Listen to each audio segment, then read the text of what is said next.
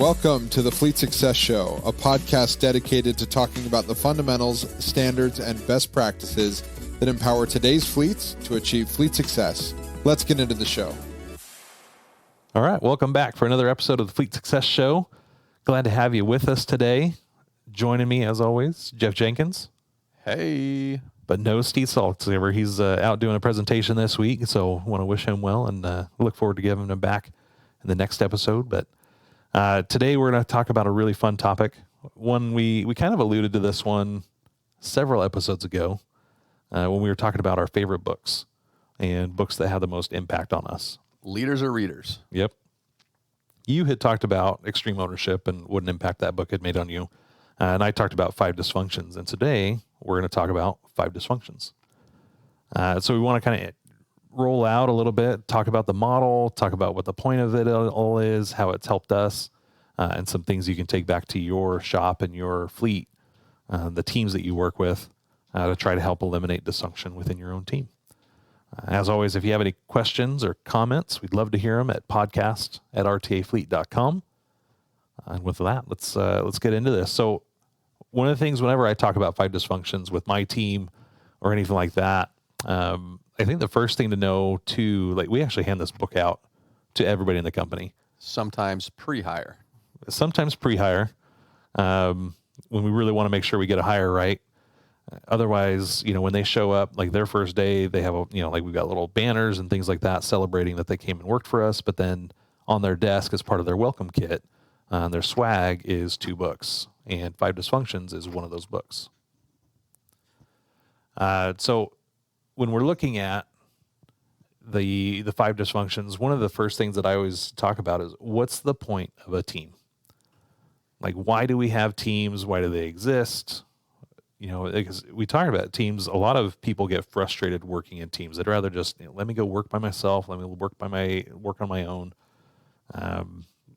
If you ever did any school projects and you had to do teamwork as part of your school project, they were always the worst because they were temporary and there was only like 1 or 2 people that did all the work for a 5-person team. Yes, I know.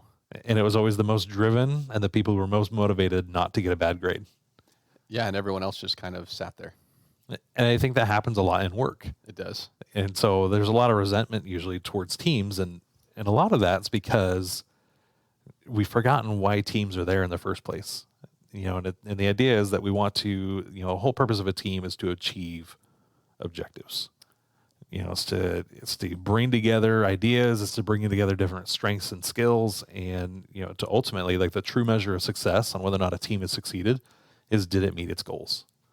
So we always like using sports teams as an example because they're really easy to pick apart and the score's so clear. Yep. Right. Did they win the game? Did they lose the game? Did they win the championship or did they have a early playoff exit yet again? It's like Arizona sports franchises right there. Oh my gosh. Like the story of our life here in Arizona. Whether it's the Suns dropping, we had a debate about that earlier today. Getting swept in the last 4 games of the season, or our Cardinals breaking our hearts every time they go to the Super Bowl, which is not often. Hey, once every 40 years isn't bad. This year they might have a chance, 6-0. So let's see how it goes. But the point is that you look at a team that's been assembled, and the team has been assembled for different reasons. But the ultimate reason, if you wanted to roll them all up, it's to go and achieve a goal. Go to achieve an objective or accomplish a mission. The challenge that we run into a lot is that a lot of teams don't achieve their objective. They just don't meet the expectations. They don't deliver the results they're supposed to. And instead of making results, they make excuses. So the author, Patrick Lencioni, who wrote this book, Five Dysfunctions of a Team, was trying to figure out why is that? Why is it that some teams work really well and other teams fail? And he kind of broke it down. He figured out there's like these 5 key critical pieces of information that keep teams from achieving their true potential. And the first time I read this, it totally blew my mind. I was just like, all right, I've been living in this type of situation. I've been in teams like this. I was working in a company that struggled with a lot of these things. And so it made a lot of sense for me. And, it's one of the reasons why we do have everybody who starts here They read that book because they understand why it's so critical that we live out our core values, because if we don't, this is the kind of stuff we deal with. Mm-hmm. So I think without further ado, that was weird. Further ado. Yeah, you got it. Let's talk about the 5 dysfunctions. Let's do it. Let's rock out. So I'm going to read through them real fast, and then let's go through. We'll dive into each one of them. The 5 dysfunctions are absence of trust. That's the base. That's the foundation, which leads to fear of conflict. A fear of conflict leads to a lack of commitment. Lack of commitment leads to avoidance of accountability, and the avoidance of accountability leads to inattention to results. And so the way that Patrick Lencioni has this, it's set up in a pyramid, is that each one builds upon the other. It's talking about absence of trust. When we talk about absence of trust, we're not talking about reliability or trust that you're going to do something, or like I trust that the sun's going to come up in the morning, or I really trust that he's going to do that. That he made that commitment. I know he's going to follow through because he always follows through. Or trust that I can trust that that she's not going to lie to me. She's very honest and she's trustworthy. This is a different type of trust. What this is really vulnerability. And so when we say absence of trust, one of the things he says is a symptom of absence of trust is a need for vulnerability. And so at times, like I've seen this in a workplace where you have somebody that just, I can't, maybe I've heard some feedback, or, I always have to be right, or I can never be wrong, and I never admit my mistakes. And I go through life, and like I've seen this where I've had people cover up things because they couldn't appear to not know what they were doing. They couldn't be wrong. Mm-hmm. And because of that need for invincibility, or that lack of vulnerability, whatever you want to call it, it creates a total, like the foundation of your team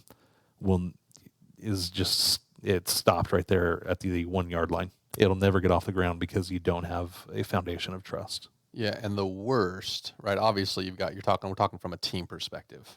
The worst is when the leader is the one that has the absence of trust. Yep. So I worked at a company, and the president of the company, we'll call him Jim. That was really his name, by the way.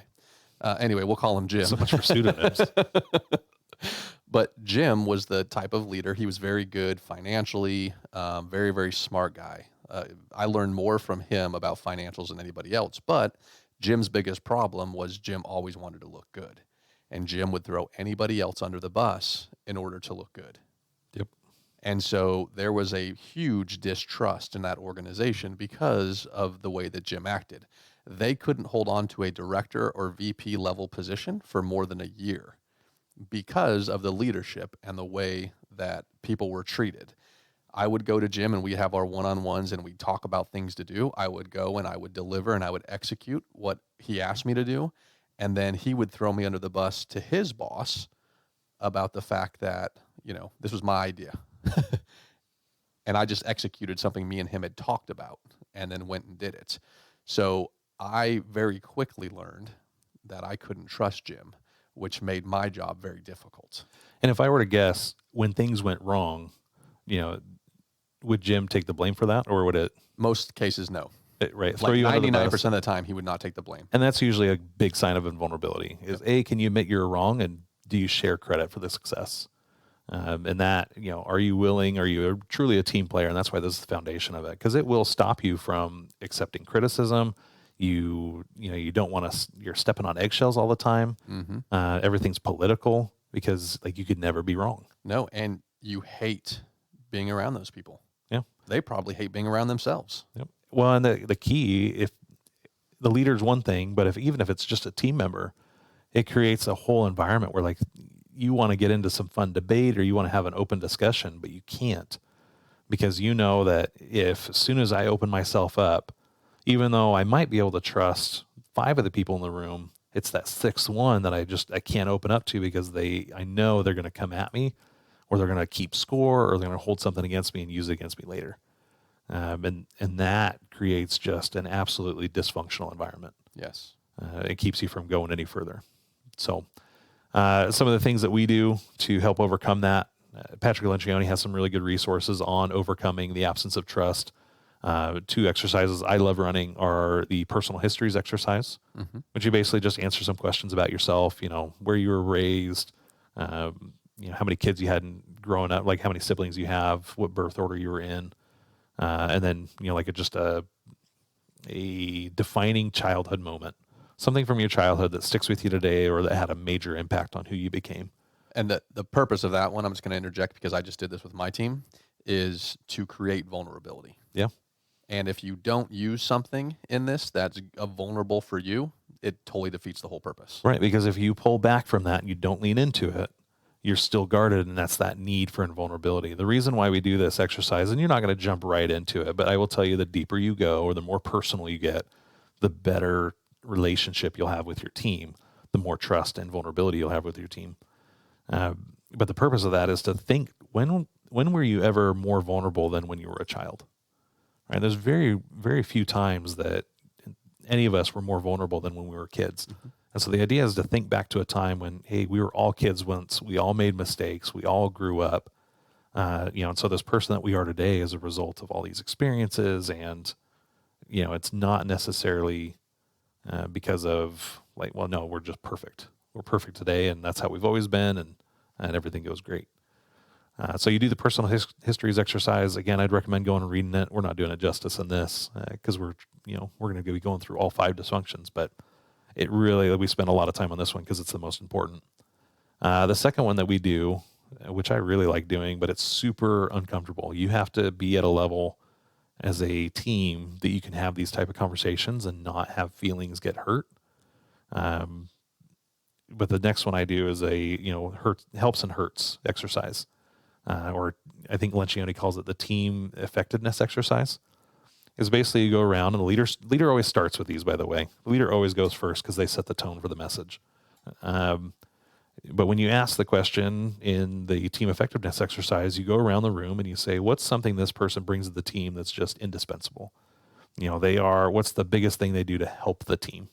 And this is why I call it the helps hurts exercise. What's the biggest thing they do to help the team? You go around the room, everybody takes a minute and they write down answers for everybody.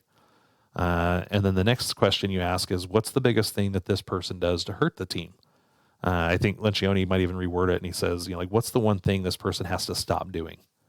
What behavior do they need to stop doing because it's detrimental to the outcome of the team?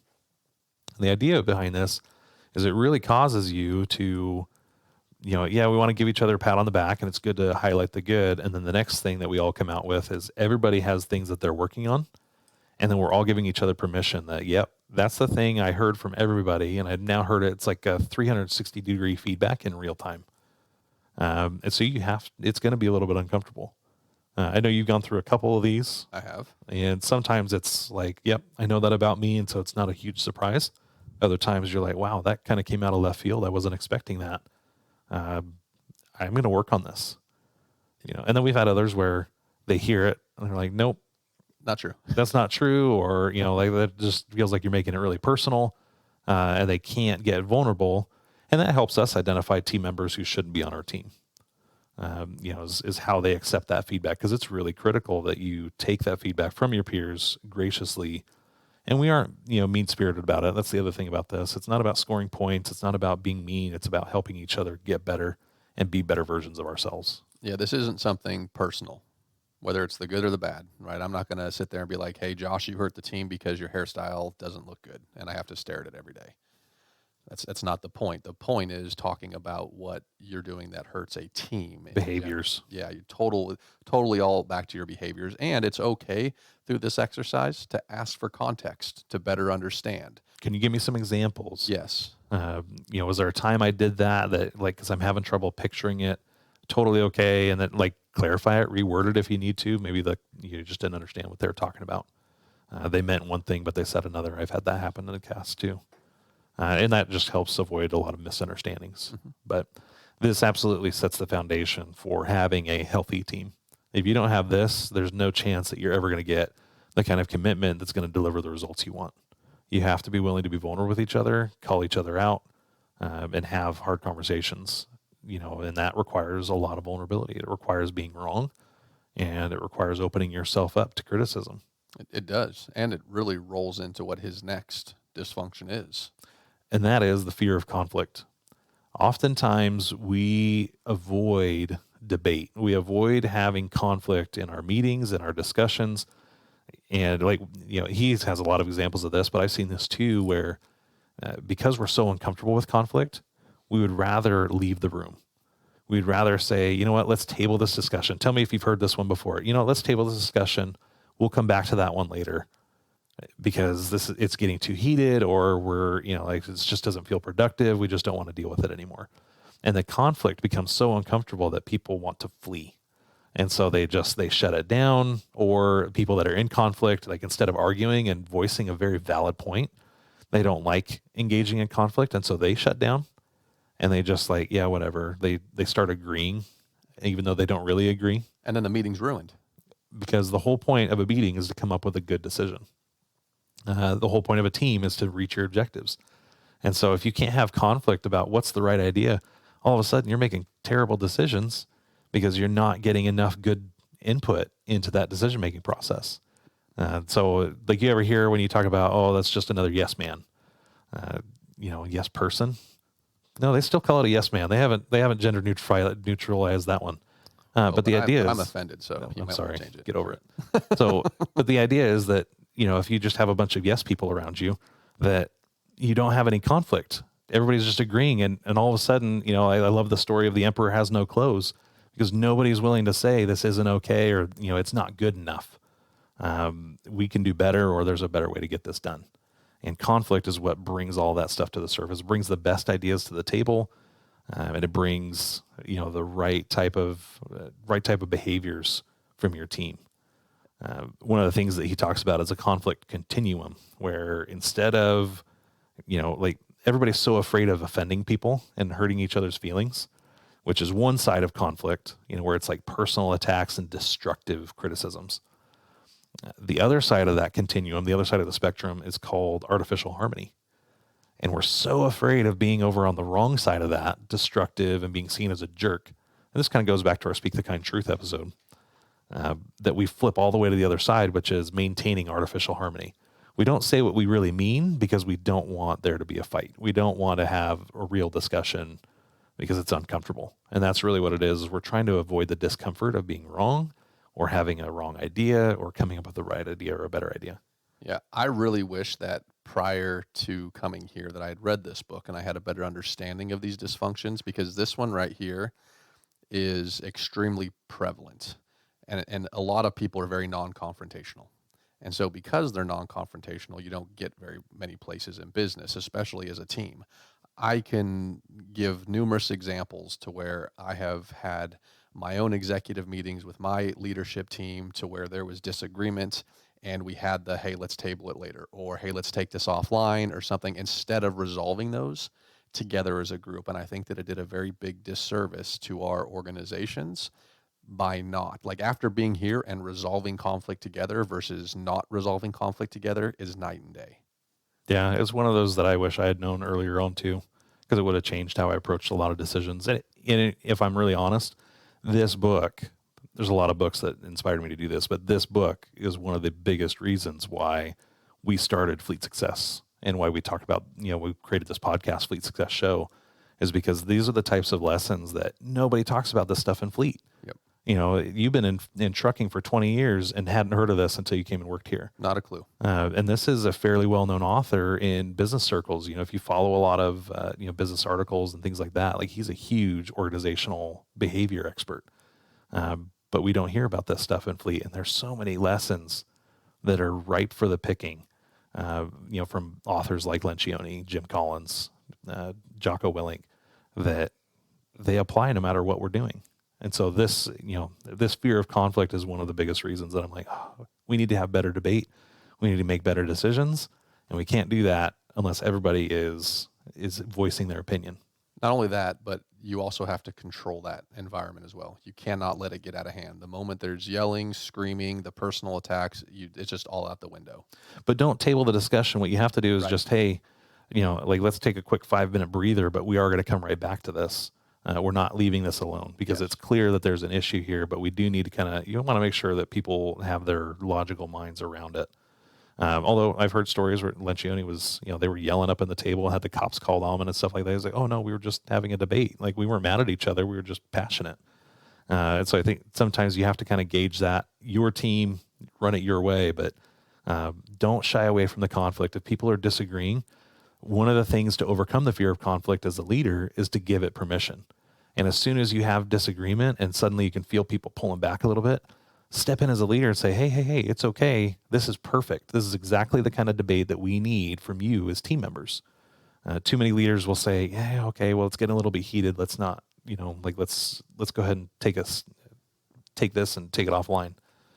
But the idea is that you want to lean in, give it permission, call it out, say, oh, this is awesome. I love that you guys are doing this. Keep going. Encourage it. The other thing to do is mine. I love when I'm in a meeting and I've got somebody that's, I can tell, not engaged. Mm-hmm. And I just, hey, Joe, what do you think about this? What's on your mind? What's present for you right now? Just to get them in, or somebody tell me why we shouldn't do this. That's one of my favorites. I go to that one a lot because, we're a pretty cohesive team. And so we'll come in, we'll look at this. Yep, that makes sense. Let's do that. There's not really any debate. I say, well, let's think for just a second. So we're not all blind. Is there a reason we shouldn't do this? Is there anything that might be a gotcha later that we didn't think about? And let's just think about it for 5 minutes. No? Okay, moving on. But the idea is you want to give the conflict air to breathe. Yes. The reason you want to give conflict, and the reason why this is so important, most of the time, I mentioned people who shut down and they just start agreeing to agree because they just don't want to deal with it anymore, right? Whatever you say, you ever get in an argument with your spouse and they're like, nothing's bothering me. It's all fine. No, I've never done that. Never. So the reason why conflict is so critical is because of the next dysfunction, which is a lack of commitment. If people can't weigh in, they can't buy in. And the idea is that lack of commitment means that if I'm not sharing my opinions or I don't feel as I've been heard, I'm not really committed to the idea. Anybody ever have a team where you're sitting there and something didn't go quite as planned, and there's that one person in the back of the room who's like, yeah, I knew that was going to happen. And you're thinking, why didn't you say anything? Why didn't you say something? But instead they're more like, I told you so. I knew that wasn't going to work. And, or even worse is they start sabotaging and, oh, I hate that idea. I'm going to do something totally different instead. Yes. And that lack of commitment comes because they didn't have a chance to really weigh in and have the conflict. Patrick Lencioni talks about, Intel says disagree and commit. That's their whole model. But Patrick Lencioni says convince or be convinced. I don't know that I ever go that far, but I do think that's really important, is that we get to the point where we are either convincing each other that we're right, or at least we're convinced that there's a reason for that to work. That this is something that could work. Yeah, because if you don't have the opportunity to comment, have the conflict, and your opinion's not heard, then you're going to have an issue with it regardless. Right. Now, you and I have had some disagreements. For sure. In our meetings, and I've voiced my opinion. You voiced your opinion. But at the end of the day, right, I also respect you in your position, and I will do whatever you ask me to do. But I can't do that if I don't believe in what we're talking about or what we're going to go and do. Right. And that's the part about having that conflict so that I can commit. You say something, I disagree with it. You say no because of this. And then I'm like, okay, well, I may not fully agree with it, but I understand the road we're going down. And so why. And why. And so I'm going to commit and go down that road as well. And I think that opportunity, the exchange, is what lets you kind of like, okay, I can see why you'd say that, but what about this? And I'd rather go do this. But if you're really set on this one, just, you have to have that discussion and you have to air it out, which is why conflict's so critical to getting commitment. I think the other thing that stops us from getting commitment is clarity. Sometimes we'll walk out of a meeting and nobody's really clear on, what did we just decide? What did we just agree to do? And one of the things I like to do at the end of the meeting is we document our decisions as we go, and then we recap them. And we just say, okay, this is what we decided. Did I get this right? And then that's what, it goes and it's archived and we make a PDF of it. And throughout the week, we can go back and refer, what decision would we make on that again? And we can go look at our decisions, and there it is. And I think that follow-up when it comes to the documentation and then making sure everybody has that after is very important. Right. Because you're right. There's been many times where we leave, we don't know what's going on, and you're wondering, okay, so what am I supposed to do? So now I'm going to look like an idiot because I'm going to go back to my boss or whoever was running the meeting and be like, hey, what was going on? What are we going to do again? As opposed to if we had documented, sent it out afterwards. Yep. There's no question. Well, because it's too hard to remember sometimes. Like, I remember us having all these discussions, but which decision did we end up on? Because we went in like 5 different directions until we picked one. So getting that lack of commitment, getting really clear about what the decision was, and then getting clear commitments too. I love when you're in the airplane and, the flight attendant comes over to you and asks you if you're sitting in an exit row, which I love doing at Southwest, is going into the exit row. And they come over and they're like, are you capable and willing to help in the event of an emergency?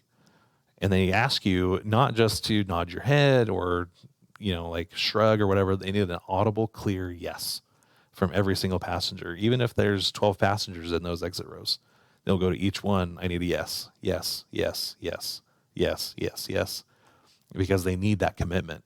And you'll remember that later too, that, oh yeah, I committed that I was going to do this and I was going to help. And so that's almost the level of commitment you have to get in your meetings. And the reason why you need that commitment, this is why I love this model, is because everything integrates so well with each other. Like they just 1, 2, 3, Just they flows. all lead, they flow. Yep. The reason you have to get that commitment is because most teams struggle with this part, and that's the avoidance of accountability. Most teams have trouble holding each other accountable. And one of the biggest reasons they can't hold each other accountable is because they didn't get clear commitments from everybody. And that's just as simple as it is. It's, I don't want to, I don't know did we agree on that? How can I hold you to that if I don't have a clear commitment that, you said in the meeting you were going to go do this. You agreed that we were doing this. Why did you go down a totally different path? And because we're not getting clear commitment, one of the things that comes up is if you're not getting the commitment and you say, hey, didn't you agree to do this? Oh, no, I never agreed to do that. Oh, that's not what I said. I thought we decided this thing over here. Well, it's really hard to hold you accountable if you were on page 9 and we were on page 6. We're reading from 2 different sheets of music. And so the foundation for accountability has to be that clear commitment. The second part of avoidance of accountability, and it ties a little bit back to that trust and the fear of conflict, but this is more about personal accountability, is that the team's not willing to lean in and say, Jeff, you just didn't get it done. You didn't meet our expectations, or like, what do we need to do to help you? Like, this isn't okay. The other side of accountability is behavior. Jeff, like the way that you come off right now is XYZ. And then we kind of go back to that personal effectiveness exercise. What do you do that hurts the team? Because we're so afraid of hurting feelings or afraid of calling somebody out, sometimes we're afraid of calling people out because we don't want to get called out. Shelly here at RTA had an awesome little saying, and she says, and I think she got this from the coach of the Suns, Monty Williams. It says, we don't call people out, we call them up. I'm like, oh, that's good. That's essentially what we're talking about when we're talking about accountability, is we're calling you up to the standard. You're below the standard, we're trying to call you up to the standard. But most leaders and most teams don't want to do that. One of the things that I always preach with accountability is that the best accountability models, the teams that have the best accountability, are the ones that have peer-to-peer accountability. Yes, agreed. A lot of times you go to an organization and the accountability has been held onto, the authority for accountability and the exercise of accountability is only done by the leader. And nobody talks to each other.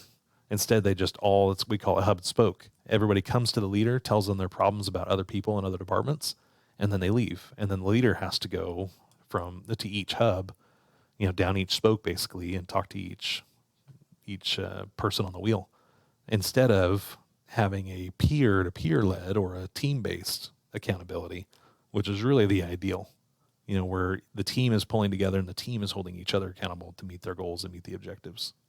So I've got a lot of things that I hate when it comes to saying in business, but one of the ones I hate the most is, I don't want to get them in trouble. I'm not trying to get anybody in trouble. God, it's annoying as all get out. Because here's the deal. And every time someone says that to me, I'm like, hold on a sec. This isn't about trouble. This is about getting better. It's about improving. It's about meeting objectives. Yep. It's not about getting someone in trouble, right? And then you say, okay, did you say something to them? Well, no, that's my friend. I can't say that to them. Why? Well, because I want them to like me.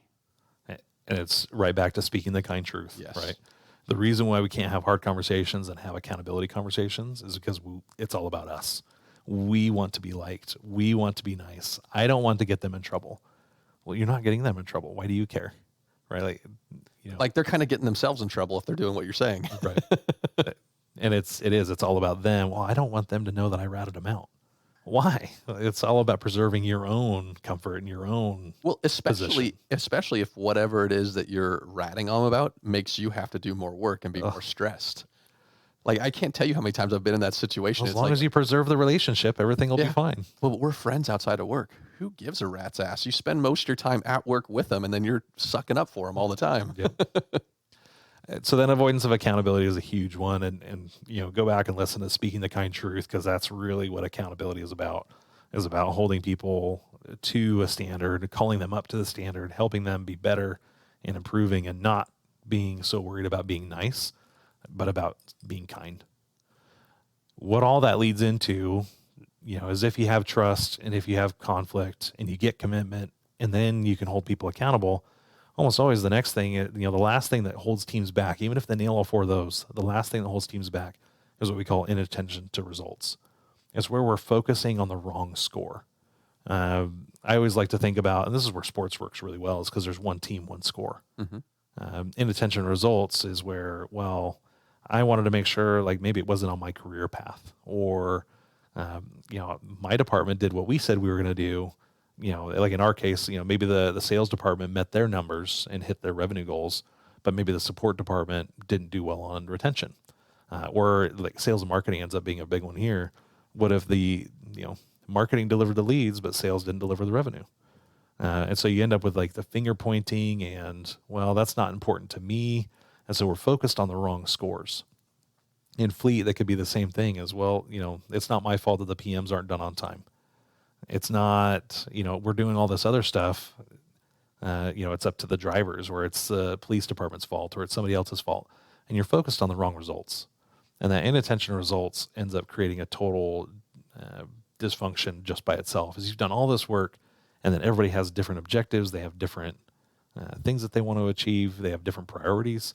And so the idea here is that you have to sacrifice ego. You have to sacrifice your own self-ambition and focus and do what's for the best of the team. Whether sometimes that means, if you're trying to hire and you only have budget for one person, you may not be able to put that person in your team. It might be better that you give up a team member so that somebody else in a department that needs that team member can get it. And so those are the kinds of things that you have to focus on. What's the overall result of the organization? That's why we talk about stakeholder satisfaction being one of the key pillars of fleet success, is because you have to know what's the overall goal or the overall purpose of having the fleet department in the first place. If you're not focused on that and focused on the objective that makes everybody else successful, you're going to be focused on, well, I want to make sure I've got the easy jobs. If I'm looking at like a technician, I don't like doing that work, so I'm not going to take that work order. I don't want to go through and do an inventory, even though that's really important for the company, but it's going to take away from this priority. I don't want to do my pre-trip. It takes too much time. As a driver, right, from the operations people, I don't need to turn in those driver defects or anything like that. You mean we actually need to write down the logs and store them? What? And so understanding, paying attention to the results. One of my favorite sports examples was, you take a kid on a soccer team, and he goes out and his team loses 5-3. I think Lencioni, one of his sons, this is his example. And they lose 5-3, and he gets in the car and he says, "Hey, sorry you guys lost today." He's like, "Oh, it's okay."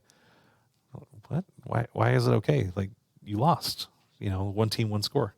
He says, "Oh no, we scored 3 goals. It was the defense. If the defense could have just held them, our 3 goals would have been more than enough." And for a second, Patrick Lencioni had to do kind of a double take. He said, "Well, but you still lost. Like, it didn't matter. You could have gone out and scored 3 more goals on offense, and it would have made up the difference." It's why teams don't like blaming the refs, because if it comes down to a bad call, why did you even, why were you in that position to begin with? And making sure, so I think the key here is that making sure that you know what's the most important thing for your fleet department and that everybody else is aligned and united behind that same purpose and focusing on those results. You know what I would liken this to, just like the whole process on all these different dysfunctions? You remember watching The Last Dance with Michael Jordan? Yeah. Like in the things that he does in that, right? I mean, everyone trusted him. It was Michael Jordan. But he created that conflict in and out of those practices all the time. Yep. He got everyone to commit to what he was doing, even if they didn't like how he was pushing them, right? He held people accountable when they didn't do things. The results, making sure that they got there and they were winning. I mean, Michael Jordan didn't care if he took the last shot in the game for a game winner. He cared about the fact that they won. And even when I see like DeAndre Hopkins, right, wide receiver for the Cardinals, he's not blowing up the stats this year, but we're winning. But we're 6-0, right? So he's getting questioned about his stats and his productivity, which isn't all that great. Now he's got some good touchdowns, but his yards are way down. Right. And it's like it's not about that. It's about winning as a team. Yep. And I think that's the key is that if you are too focused, I mean, you brought up Michael Jordan and the Bulls. If you're too focused on yourself, then what ends up happening is your own personal ego takes over. There's an episode in there where they do talk about the Scottie Pippen, between the year when Jordan was retired and Pippen, they were in the playoffs and Phil Jackson drew up a play that went to, I think it was Kukoc. It was, yeah. And Pippen's like, look, I'm not doing that. He was pissed. He wanted the ball. He's like, come on, I've been second fiddle to Jordan for so many years. Now it's my time to shine, and you're not going to give me the ball in the most important game of our careers. I'm not playing. And so he sat. And Jordan said it, Scotty regretted it after the moment, right? And I think we all have done that before. So I don't want to judge him too harshly. But we get into those moments where we're putting our own needs ahead of the needs of the team, or we're putting our own, scores, as you were, ahead of the scores of the team. And it hurts the overall team. Everybody was hurt by Scotty doing that. Like, that was such a powerful episode. If you can go watch that, I think it's one of the last episodes. But just a great example of what happens when a team member puts their own needs and their own ego ahead of the needs of the team. It's so destructive because now all of a sudden you've violated the trust of the team, which is we're here to win, not to pad our own stats, not to build up our own stories and build up our own egos and our own brands. We're here to win as a team. We win as a team, lose as a team. Yep. So those are the 5 dysfunctions. We could spend, 20, 30 minutes on each one of these things. They're so good. This is one of my favorite books. It's one of my favorite topics. There are resources online. If you want to learn more about this, I highly recommend go online at thetable.com. Or it's tablegroup.com. Scratch that. It's tablegroup.com. And there's tons of online resources. There's a team assessment. I actually like the team assessment quite a bit. It helps you if you don't know which area you need to work on first, and you always have to start at the bottom. So even if you're green in conflict and green in commitment, if you don't have trust, you have to go back to trust and start there because you probably really don't have the conflict and commitment you think you do. But you go through, you do this team assessment, just basically asks your team, sends out a survey, asks them a bunch of questions, and then they can fill it out, and then it scores them, and then it tells you which area you need to work on first. Go ahead. I was just going to say, there's also a very good resource sitting in this room. If anybody out there really wants to know. Oh, for sure. I'm telling you, Josh knows this left and right, and he's a very good subject matter expert on it. I live and breathe this. This is one of my favorite things. Another great resource is the podcast. Like we talk about this podcast here, but our inspiration for doing this podcast and the format we do it in came from Patrick Lencioni. And so he has a really great podcast called At the Table with Patrick Lencioni. That's a great one to listen to. He's got quite a few episodes on the 5 dysfunctions and different values of the 5 dysfunctions. He doesn't have quite the manly radio voices we do, but No. It's still good. That's okay. Yeah. He's fun to listen to. He is fun to listen He's to. ADHD, so he's all over the map. But And he's very energetic. yes, which makes it fun and entertaining. So Yeah. it's a good one to listen to if you need another podcast to listen to besides ours. Ours is first. Don't forget. Don't listen to it instead of ours. Thank you. Let's keep the main thing, right? Yeah. Okay, and then last thing, Fleet Success Summit. So we are going to be putting together a Fleet Success Summit where we're bringing together thought leaders from all these different industries. We're talking fleet, business, technology, leadership. And we're basically putting them all together into one, kind of like we do with the podcast, but one just keynote after another, one main stage. We'll be doing an event. You can go to fleetsuccesssummit.com, and we're going to have a bunch of information up there. Prices, locations still to be determined. We'll have speaker announcements coming up on there. Yeah, by the time this is out and published, we should know location and price. Yep. The speakers we may not have nailed down yet, but we're working on that. Yep. Again, totally agnostic, but it is going to be all about those things: fleet, leadership, business, and technology, taking everything that we talk about here on the podcast, rolling it up into just an absolute awesome 2 days of keynotes, looking at 5 to 6 speakers per day. It's going to be awesome. So I'm excited. If you're interested in attending that or just want to hear more or want to know the dates, fleetsuccesssummit.com. You can go get signed up, just get signed up on the email list. And then as we have announcements, you can get subscribed to those and hear the latest details as they come available. And then ideally you'll be able to register and get signed up and book your hotel and come out and visit with us in person. So with that, tell your friends, tell your coworkers, tag us on social media at Fleet Success. And as always, if you have any questions or comments, want to know more about the 5 Dysfunctions today, you can email us at podcast@rtafleet.com. Then go subscribe to the Fleet Success Show wherever you listen to podcasts. Peace. Poppy goes the weasel. Thanks for joining us on this episode of the Fleet Success Show.